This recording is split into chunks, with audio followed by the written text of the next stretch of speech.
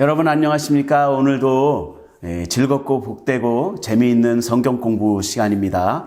이번 이 시즌에서는 계속해서 성경에서 이렇게 우리가 의문이 들 수 있을 만한 그런 이야기들, 성경에서 우리가 만나는 의문들을 조금씩 달아보고 있는데, 오늘은 제가 성경을 읽다가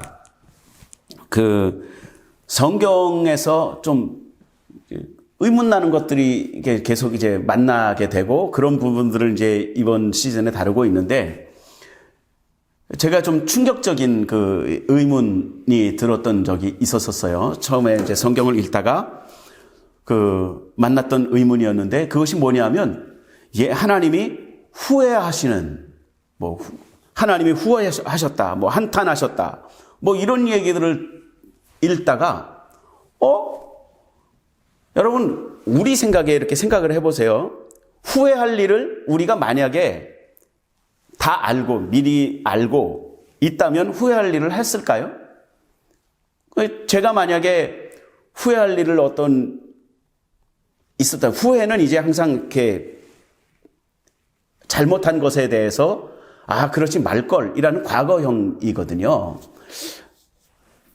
그걸 내가 후회할 줄 알았다면, 미리 알았다라면 하지 않았을 것이라는 거죠. 그래서 제가 성경을 보다가 하나님이 후회하사 이런 얘기들을 이렇게 읽고서, 하나님은 전지전능하시고 시간을 다 초월하시고 능력을 초월하시고 다 초월하셔서 모든 것을 아시고 모든 것을 할 수 있으신 하나님이신데, 하나님이 후회하시나? 하나님도 후회하신가? 하실 수 있나?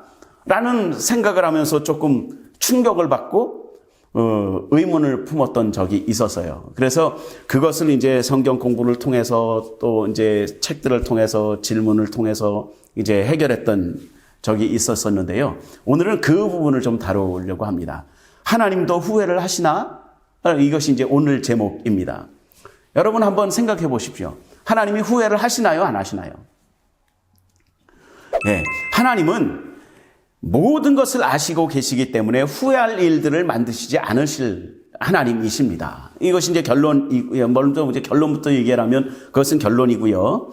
그러면 성경에서 하나님이 후회하신다라는 말은 어떻게 받아들여야 되는가라는 것을 우리가 이제 좀 생각을 해봐야 되는데, 여러분 저도 이제 외국어를 좀 공부를 할 때도 있었고, 지금도 계속해서 부단히 외국어를 공부를 하고 있지만, 제가 굉장히 힘들어하는 것이 있었었는데, 그것이 뭐냐면, 제가 인천에 있을 때 외국에서 어떤 목사님이 오셔서 이제 설교를 하시는데, 저보고 이제 통역을 하라고 할 때가 굉장히 어려웠어요. 힘들죠. 그분이 이제 막 설교를 하시면 제가 이제 우리말로 이제 통역을 하는 거예요. 여러분, 어떤 다른 나라 말을 우리나라 말로 이렇게 번역하거나 통역한다라는 것이, 이게 굉장히 힘든 작업입니다.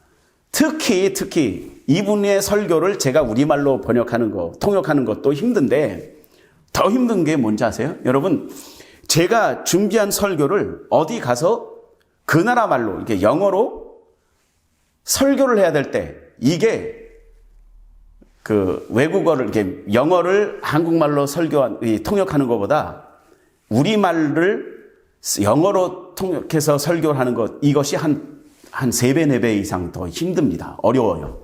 뭐냐면, 우리말은 제가 굉장히 익숙한 말이고, 그래서, 얼마든지 표현을 할 수 있어요. 그죠? 제가 떡볶이를 먹었는데, 매콤 쌉싸름하면서, 매콤 달콤하면서, 이렇게 표현할 수 있어요. 근데 그거를 영어로 어떻게 표현하냐? 굉장히 힘든 얘기거든요. 제가 이 이야기를 왜 하냐면, 한 나라의 말을 다른 말로 번역하는 것이 굉장히 어려운 작업이다라는 말을 하고 있는 거예요. 여러분, 원래 구약 성경은 히브리어로 기록되어 있고, 신약 성경은 헬라어로 기록되어 있습니다. 이 말을 우리말로 번역하는 작업이 그렇게 쉽지 않아요. 굉장히 어렵습니다. 왜냐하면 말에는 문화라는 것이 담겨 있고, 그들의 습관들이 담겨 있고, 이런 여러 가지, 언어가 그냥 말이 아니라요.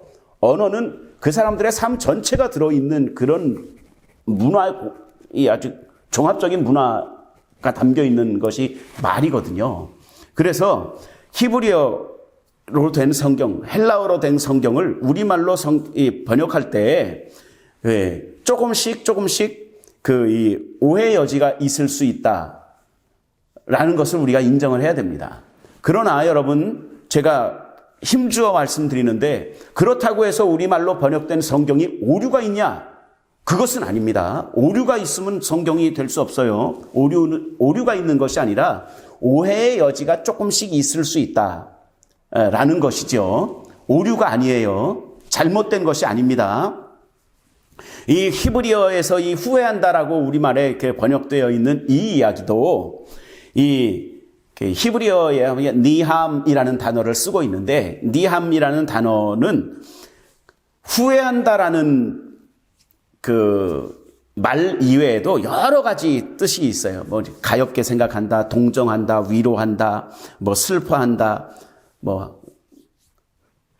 그 가슴을 친다, 이런 여러 가지의 뜻이 담겨 있는 말을 우리 말로는 그 후회한다라는 말로 이렇게 번역을 한 거예요. 그래서 후회한다라고 기록이 되어 있는데, 그 후회한다라는 단어에는 밑바탕에 뭐가 흐르고 있는 거냐면 동정한다, 불쌍히 여긴다, 슬퍼한다 라는 단어, 그 뜻이 깔려 있는 거예요. 그래서 그 이야기를, 그 성경을 읽을 때 우리가 생각해야 되는 것은 무엇이냐면, 하나님이 사람 지은 것을 후회하사라고 이야기하는 노아 시대의 그 노아의 이야기를 보다 보면 그 성경이, 그런 성경이 나옵니다. 하나님이 사람을 지으신 것을 후회하사라는 것은 뭐냐면, 하나님이 사람을 지어놓고 하는 행동을 보면서 한탄스러워 하시다. 이런 뜻입니다. 왜 저렇게밖에 못 살지? 내가 저들에게 그 많은 은혜를 주고 축복을 줬는데 저들이 왜 나를 떠나서 저렇게 행동할 수밖에 없지? 왜 저렇게 신앙이 약하지? 그것을 한탄한다라는, 그것을 불쌍히 여기고 그것을 슬퍼한다라는 뜻이 다 담겨 있는 말을 우리는 후회한다라는 말로 번역했을 뿐이라는 거예요. 하나님은 되어질 모든 것을 아시는 하나님이시고 그 모든 것에 대해서 계획을 다 갖고 계시는 분이 우리 하나님이십니다. 요즘 유행하는 말이 그런 말이 있잖아요. 하나님께는 다 계획이 있습니다. 그 하나님이 후회하는 것이 아니라, 그 후회한다라는 말에는 슬퍼하고 안타까워하고 그것을 한탄스럽게 생각하시고 우리 입장에서 그것을 가엾게 생각하신다라는 말로 우리가 이해하면 그 말에 대한 오해를 좀 줄일 수 있다라고 생각합니다. 하나님도 후회하시나? 하나님은 후회하시는 것이 아니라 우리를 가엾게 생각하시고 슬퍼하신다라는 것으로 우리가 받아들이면 될 것 같습니다. 오늘 여기까지 하도록 하겠습니다.